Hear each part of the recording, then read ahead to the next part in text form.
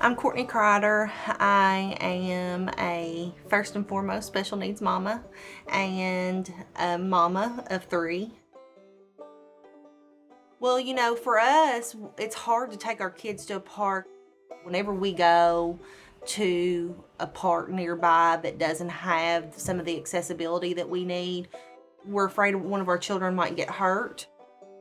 It was hard for them to swing with other kids and even figure out some of the toys and things that the park had.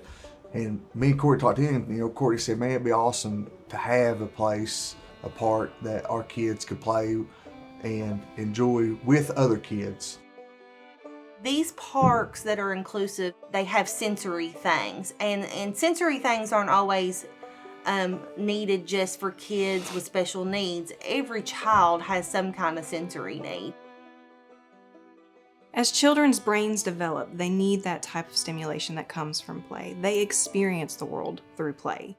As different parts of their brains start to develop at different stages throughout their early childhood, they need different types of stimulation with their senses in particular. So having a type of play that stimulates all of those senses and stimulates that brain growth, that helps that child better prepare for a future in our world. My brother was diagnosed with cerebral palsy when he was born. He was born several months early. He had a lot of complications. He was very limited in his mobility when he was first born. As a child, we did not go to parks. We did not have places to go to play because there just was not an availability then. Mother Nature's not handicap accessible. And so growing up, I never got a chance to get close to parks or really be engaged with parks because they just weren't built for me. And it was a time period where that wasn't a priority. And to see things like this new project come up, this new park that so many people are involved in, and this idea of opening nature and opening a place of fun and recess and that kind of thing for everybody, that's a big deal to me. I'm a child of Appalachia, where my feet are in the ground. At the very beginning of my advocating journey, Les has been a yes man. I haven't proposed anything to Les that he hasn't made happen. This journey was a little bit hard with starting to try to do the inclusive part because of space. We looked and looked and looked and looked, and he never gave up.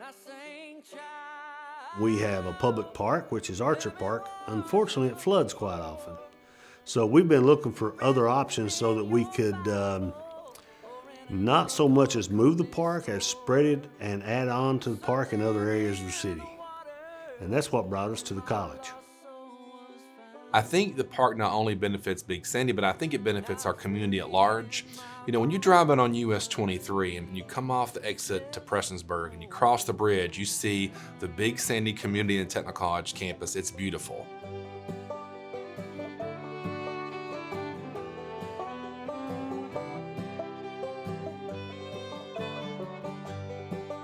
And thinking about how that sensory garden fits into the landscape of not only our campus, but entering the city of Prestonsburg, what a message it sends to people who visit.